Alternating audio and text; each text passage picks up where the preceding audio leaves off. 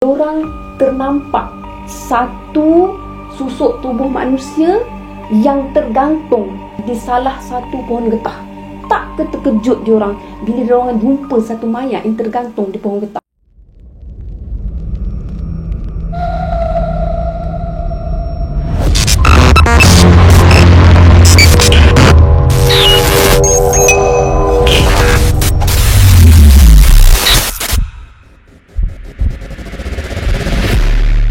Bismillahirrahmanirrahim.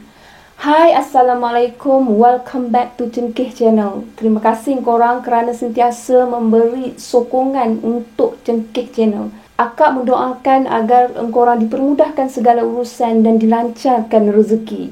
Hari ini akak nak share dengan korang satu kisah mengenai gangguan-gangguan selepas berlakunya satu kes kematian bunuh diri. Jadi kalau korang nak tahu apa ceritanya, korang kena stay tune dengan akak. Bismillahirrahmanirrahim. Qul a'udzu birabbin nas, malikin nas, ilahin nas, min syarril waswasil khannas. الذي يوسوس في صدور الناس من الجنة والناس.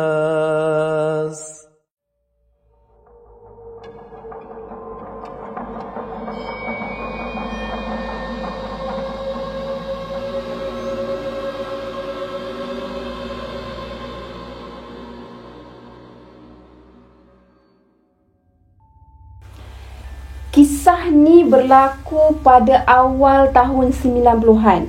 Jadi selalunya kan sebelum ni akak selalu cerita pasal kejadian di sawah, pemandangan sawah. Hari ni akak nak bawa korang berada di kebun getah. Jadinya dalam kisah ni nak dijadikan cerita, tinggal seorang pemuda bernama Mail bersama dengan ibunya. Ibu dia ibu tunggal. Maknanya dalam keluarga dia cuma ada Mail dengan ibu dia je di kampung tu. Maksudnya bukan dia dengan Mail dia tinggal kampung tu. Maksudnya dalam keluarga dia tu lah. Macam tu. Jadinya nak dijadikan cerita juga, Mail ni dia berkelulusan STPM. Ada kelulusan, cuma belum ada rezeki untuk mendapat kerja yang bersesuaian dengan dia. Jadi sementara tu dia buat dulu kerja-kerja menoreh getah untuk kebun mak dia, dan kadang-kadang dia pun ambil upah untuk menoreh getah di kebun yang berdekatan. Mak masa tu usia dia lebih kurang dalam 24 tahun macam tu. Jadi mak ni dia selalu orang kata melepak di satu kedai mana warung, tempat yang selalu orang-orang berkumpul lah dekat kampung tu kan, dekat kedai Pak Samad. Nama kedai tu Pak Samad. Jadi Mail ni dia kenal dengan anak Pak Samad ni yang bernama Ika. Ika ni membesar bersama dengan Mail daripada kecil sampai remaja, sampailah diorang ni saling jatuh cinta dan diorang sama-sama ambil STPM. Gitu. Jadinya disebabkan orang kata Ika ni pasangan kekasih Mail, jadi Mail banyaklah orang kata habiskan masa dekat warung Pak Samad. Balik kerja, dia akan ambil masa untuk pergi ke warung Pak Samad. Okey, kan Kak cakap tadi Mail ni ada seorang mak. Jadi mak dia ni, akak bagi gambaran, keluarga mak dia ni orang biasa je. Maknanya bukan orang senang mana je, orang yang biasa-biasa. Jadi Pak Samad ni pula orang yang berada lah, maknanya ada harta macam tu. Jadi nak dijadikan cerita, suatu hari ni Mak dengan Ika ni kan bercinta. Ika ni kelihatan orang kata muka muram tau. Mak tengok Ika ni macam tak ada semangat, macam sedih tau. Jadi Mak ni dia tanya pada Ika, kenapa wajah Ika ni muram? Jadi Ika ni dia tak cakap banyak. Zaman-zaman tu kan, zaman 90-an kita biasalah. Orang kata kalau bagi surat tu kan, bubuh bedak bagai kan. Kalau korang yang ada pada umur, pada tahap tu, korang mesti teringat-ingat kan macam mana korang boleh bercinta, bagi surat bubuh bedak bagai. Okey. Jadi Ika ni pun bagilah surat kepada Mak Kira curi-curi bagi surat lah masa tengah-tengah Main orang kata makan dekat kedai Pak Samad tu kan. Jadinya bila Main buka surat, dia baca Ika ni dah sampaikan kat Main yang bahawasanya ada satu rombongan meminang akan datang ke kampung tu untuk meminang Ika ni. Jadi ayah dia pun dah bersetuju dengan bakal rombongan tu untuk orang kata apa, untuk tunangkan anak dia dengan pemuda tersebut. Dikatakan pemuda tu merupakan seorang guru. Jadi ni Mai bila tahu macam tu, Mai cepat-cepat orang kata start dia motor dia. Dia pergi cari Ika. Maksudnya keesokan harinya masa nak pergi ke warung tu dia cari Ika. Dia cuba nak tenangkan Ika sebab dia nampak Ika ni macam menyatakan memang tak ada harapan hubungan dia orang. Jadi bila dia bagi tahu Ika, jangan risau. Mai akan pastikan mak Mai pergi meminang Ika sebelum rombongan tu datang. Jadi Mai pun baliklah rumah apa semua. Dia tak pergilah menoreh pada hari tu kan. Lepas pada dia pergi jumpa Ika tu, dia terus balik jumpa mak dia. Dia cakap kat mak dia, dia minta mak dia untuk pergi meminang Ika.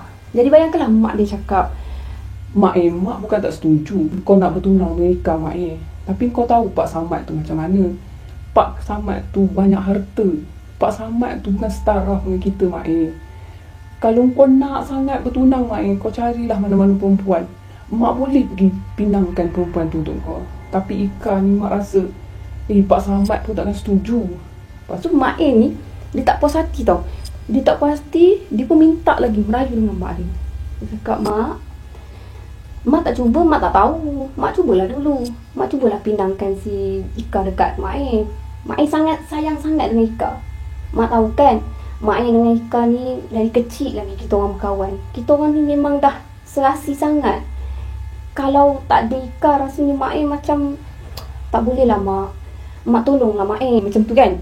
Jadi bila Mak merintih macam tu, Mak dia cakap, Mak ada jumpa dengan Mak Ika ni. Kalau kau nak tahu, dekat kedai semalam rasanya Mak Ika ni ada jemput Mak pergi ke majlis pertunangan Ika. Kau bayang Mak, orang tu dah nak bertunang, takkanlah Mak nak pergi masuk meminang.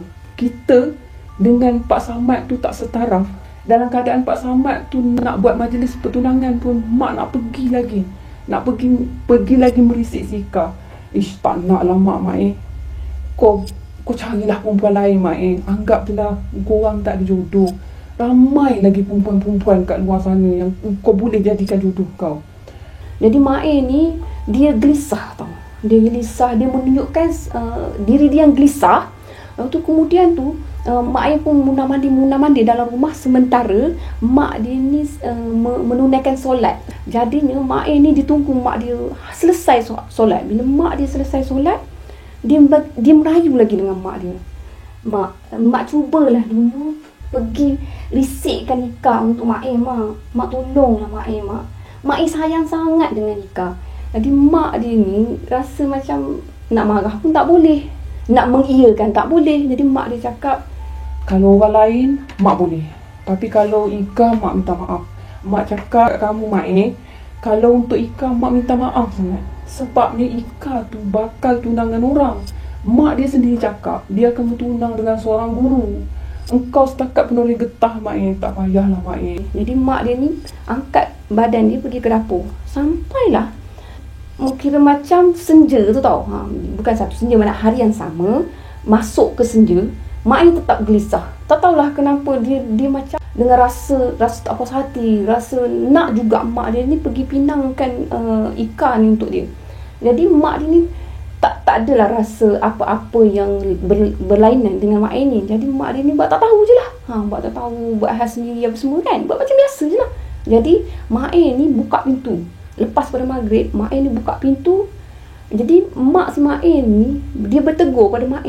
Kau nak ke mana tu Mak? Malam dah senja-senja macam ni, lepas maghrib kau nak ke mana? Eloknya kau duduk kat rumah. Tak pernah kau keluar malam macam ni. Selalunya kau keluar selepas-lepas isyak kan, baru kau keluar. Lepas tu kau balik. Ni lepas maghrib ni kau nak ke mana? Jadi mak ni dia tak jawab apa tau. Dia tak jawab apa. Dia sarung je selipar, terus dia jalan. Jadi anggapan mak ni yang Main ni akan balik macam biasa. Maksud walaupun dia keluar awal kali ni, tapi dia akan balik macam biasa. Dia tak rasa pun susah hati ke apa semua, tak ada. Sehinggalah dah lewat malam, lebih kurang pukul 1, lewat-lewat malam macam tu, maknanya keadaan kampung tu dah cukup sunyi. Main tetap juga tak balik. Jadi timbullah kerisauan dalam hati Mak Main ni. Apakan daya dia nak buat pada waktu tu, sebab dia hanya seorang perempuan tua yang berada di rumah yang bukanlah dekat-dekat jarak tau. Sebab itu kawasan kampung tahun 90-an tu rumah masih lagi jauh-jauh. Jadi nak atau tak, Mak Mail ni kena tunggu kat rumah. Jadi bila tunggu kat rumah sampai pagi, masih belum ada kelibat. Maksudnya Mail masih belum balik. Sehinggalah Mak Mail ni didatangi salah seorang daripada penduduk kampung tu, memaklumkan yang mereka menemui Mail. Korang bayangkan, akak sampaikan orang kampung masa nak pergi menoreh. Keadaan menoreh, ada orang tahu, ada orang tak tahu. Akak gambarkan macam mana keadaan penduduk kampung nak pergi menoreh. Orang menoreh ni biasa dia akan turun untuk menoreh lebih kurang pukul 4 pagi, sebab untuk pastikan memperolehi susu getah yang banyak. Jadi diorang tu pergi awal pukul 4 pagi lebih kurang macam tu sampai pagi. Jadi masa pukul 4 pagi, korang bayang, dengan bertemankan pelita dan lampu suluh, korang bayangkan diorang jalan, diorang ternampak satu susuk tubuh manusia yang tergantung di salah satu pohon getah. Tak terkejut diorang bila diorang jumpa satu mayat yang tergantung di pohon getah. Sementara menunggu lebih kurang pagi tu untuk diorang nampak secara orang kata jelas mayat siapa tu. Jadi terkejutlah diorang, itu adalah mayat Mail. Mail telah membunuh diri.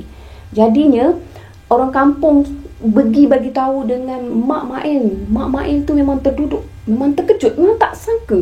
Memang astagfirullahalazim, macam Masya Allah. Jadi macam-macam berkeluar daripada mulut mak dia, macam tak percaya. Itu Mail tahu. Jadi mak dia ni pun pergi juga kat tempat tu, tempat ditemui mayat Mail yang tergantung tu. Bila mak dia sampai dekat situ, orang kampung sedang menunggu pihak polis untuk datang untuk ambil kes tu. Jadi bila sementara nak menunggu tu, jadi mak dia merintih meratap, macam tak percayalah kan.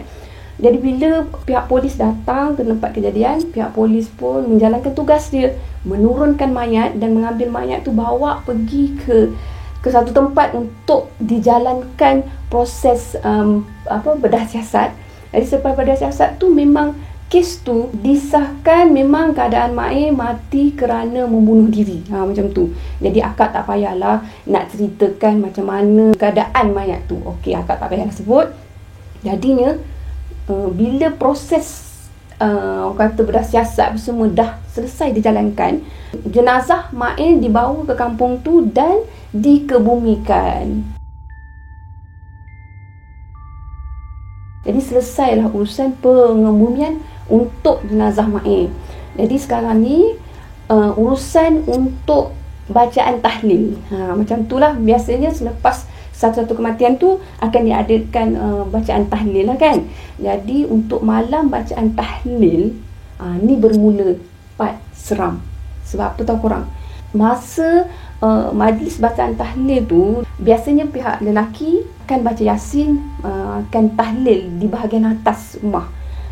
Sementara ada beberapa orang perempuan yang akan uruskan untuk menghidangkan makanan kepada tetamu di dapur.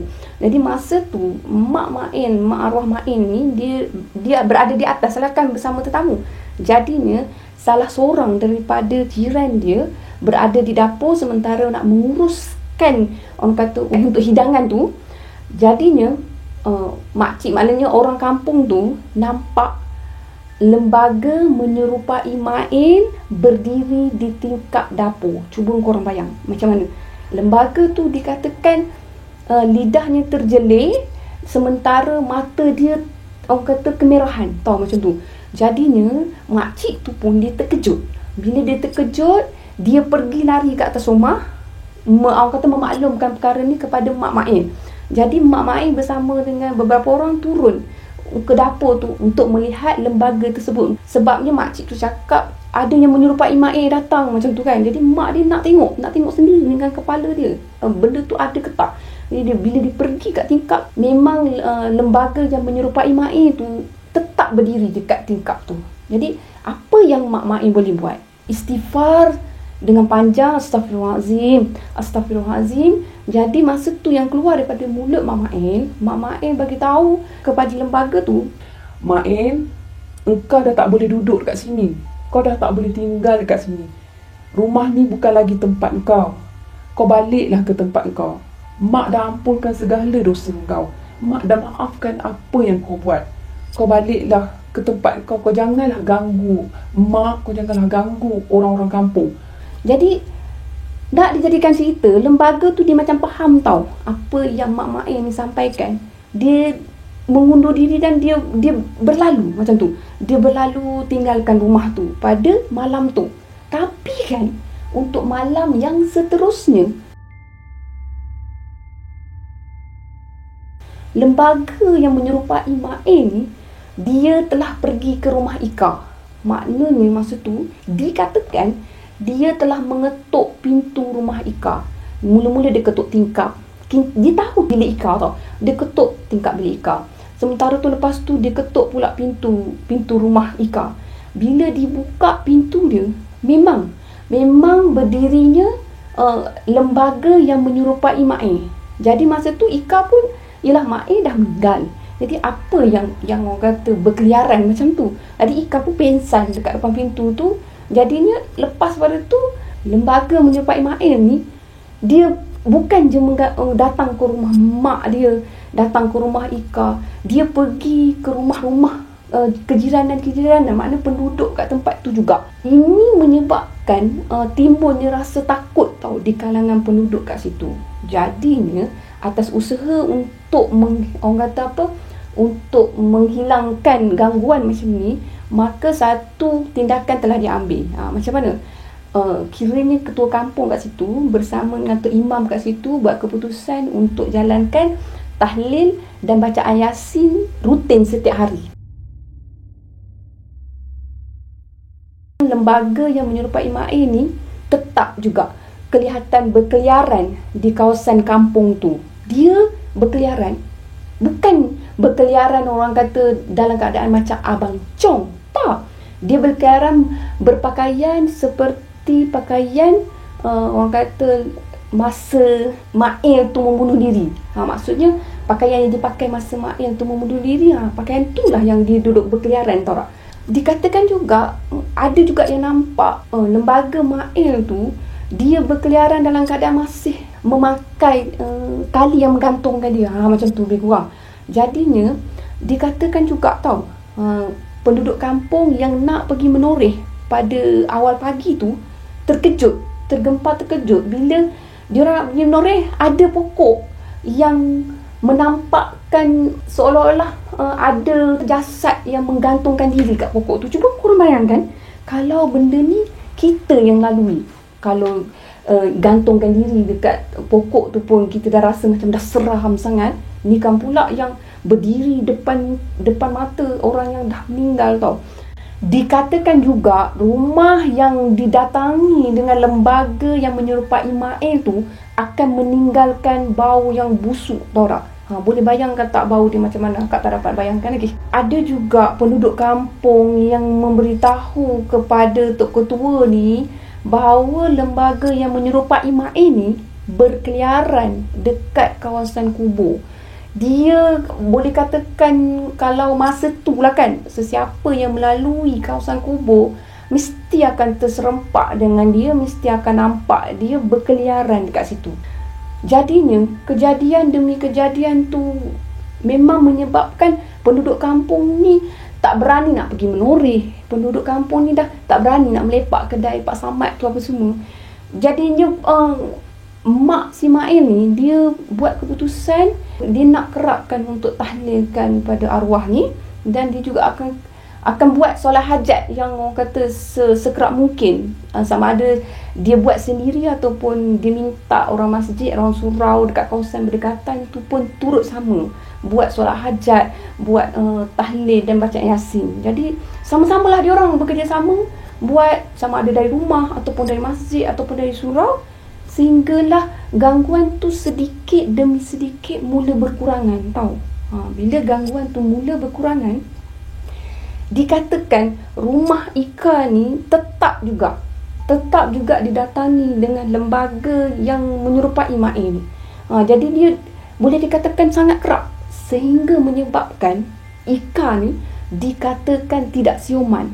Maksudnya tak tahulah macam mana apa yang berlaku menyebabkan Ika ni jadi macam gila dan terpaksa dimasukkan ke wad gila. Lebih kurang macam tu lah. Maknanya Ika ni dah tak boleh nak dikawal, ketakutan ke kerinduan ke wallahu alam, sehingga menyebabkan dia terpaksa dimasukkan ke hospital gila, tahu tak? Kampung arwah Mak El ni dengan kampung sebelah ni bekerjasama, tau. Mereka semua ni alhamdulillah penduduk kampung bersatu padu untuk mengatasi masalah ni. Kejadian ni berlaku lebih kurang 40 hari. So lepas tu dah tak ada dah gangguan daripada lembaga yang menyerupai Mak A tu. Jadi keadaan kampung tu kembali aman selepas tu. Ekoran daripada kejadian ni yang sedihnya korang, apa yang berlaku pada Ika, boleh dikatakan selepas 3 tahun Ika berada di pusat sakit jiwa, Ika disahkan meninggal dunia kerana kemurungan. Macam itulah ekoran daripada kejadian tu juga korang. Mak arwah Mak A ni dirasa malu dengan penduduk kampung. Jadi selepas tu dia pun pergi membawa diri tinggalkan kampung tu. Dia bawa diri ke mana, akak pun tak tahu. Jadinya korang boleh bayangkan tak, perbuatan macam ni memberi kesan kepada ahli keluarga dan juga sekeliling. Kita sebagai umat Islam jangan terburu-buru membuat satu-satu keputusan, kerana setiap masalah pasti ada jalan penyelesaian. Bersama-samalah kita untuk sentiasa mengingati antara satu sama lain untuk menghindarkan diri daripada perbuatan ini atau perbuatan-perbuatan lain yang salah di sisi agama Islam. Setakat ni dulu perkongsian akak pada kali ini. Harap kita sama-sama ambil iktibar. Dan untuk makluman korang, akak tegaskan di sini, nama-nama watak dalam cerita ni adalah bukan nama sebenar. Dan kisah malam ni juga adalah perkongsian salah seorang subscriber akak. Terima kasih korang. Bye. Assalamualaikum.